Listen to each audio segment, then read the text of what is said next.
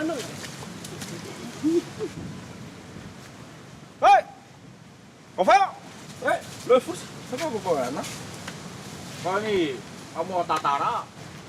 Dago naman mo kitoping. Iyo, kaya giyay.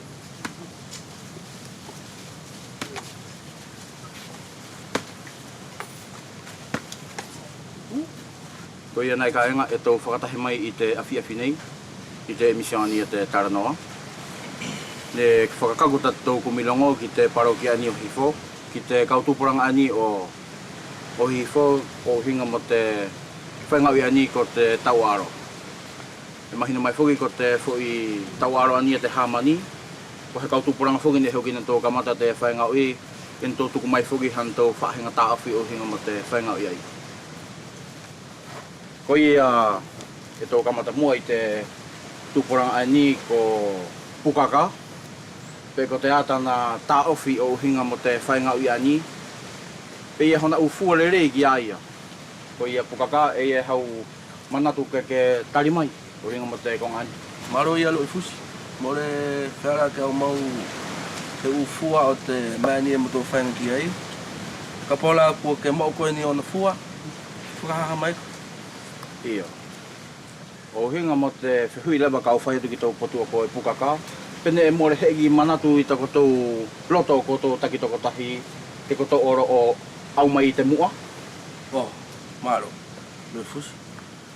Sange a whi ho pe mo na whi mo. E mo tō tuku whula ke mo e nā tō ko tuka mo. Ko nā whuke e mahina mai I tau whahai. Ka pau e mua nā tau ka hihi whakawara ko tau oro ki whea. Tō he whi mato ki laro me mo tō te kaki oro. Ia. Ko nā ele rehe ko tau te whakake I pē ki aru. Maro ia Pukaka si I tuku manatu mai. Ko ia tau whahai ani o ko e kawe I whoe. E whia tō atu mua taku whehui ki tau potu o ko e kawe I whoe. Kawe I whoe e matawhai ke heki au he ko te whai ngau I ani. E ki ta hau mo te whoe. Ka e au sio ki a koe. E ke taka koe mo te whoi mata upu. Ko le leia lo fusi. Ia mua taku tare taku whahau tuku tau tau mai ki au. E ko mamafa. Ko taku la parasia o tūlanga fitu. Kau e taka pē mo tiki whoi mea ngau e. O uku kui te tai o se si tamariki ai whine, pe mo whalokorongo ke mari whawaka, ka hawhaki te ka whine. Pe ko tau upu atu la ai a kawe I whoe I te loroto. O whea I tau whaahinga awake te taahine ki arunga ka e loroto. E whainga fua pēi. E ke uku pē ko o sioi. Pake hake ko. Ka e more ke tuania na a ke maha ia. Ele leia he ka whai wei te loto uri. Ele leia mo le lau haki tai maha ia ia. Maro ta au kataki mo te upu loroto whoki. Di foki.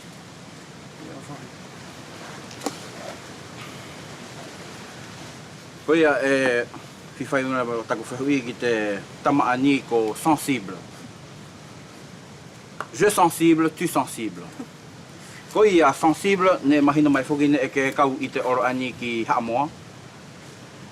Pe ne tupu tako to oro ai ki Haamoa he more ko rā kona te loto tai ai o uwe ani. E ko tau whakale mai pe. Au maharo ko te tama ani more nala watari mai si I whehui he sensible. Kai ko ia panoko. Ko ni ko tātou whalawe I lewa I te ahu nei, e mahina mai ko tau potu kua fuaroa I a tau hau o tau a aro, ka more whai he ngā ue tō api. Io ko te tau whangfuru ai taku tau aro. Tū pei te uhu o lere mai ki te tau aro. Tona lau hinga e taki ki foi uwhi te haha ia, kai ke takanoa sikoa. Ei, kai a wharau. Ko tea te tupuanga o tau tuku te unga ue whakauwea ai aunga ki toki ta mauri ai te ahfuri, kai ke hoi hau o tau aro. He au whi hau o tau aro e mau hinga.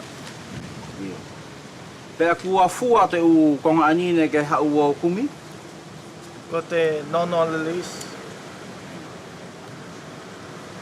ko te konga ani panoko, te mahina mai fuki kua fuara I a tau taka tau aro. Ne kua ke mata whenua atu ki tai atu. Ei, fuoro aia. no kia si atu pe takuli mai pelani mai hamo Nē hau aru whapegi motu e ovi mai. no ho e ovi fau Io. Tā au sia tu ne ke tangi ki te mamao. Ka e more he fua ne ke hau moia i tu kina ani ne ke whai mai ai a tau e whangful mani ma. Koi a nei kainga. Langi kua tau wheaunga pē ko ni kua mau mai e te kautupuranga o hihifo o te hamani. Ia he whaahinga taramana tu anata o mohan tau tāwhi o uhinga mo te whaingau i ani ko te tau aro.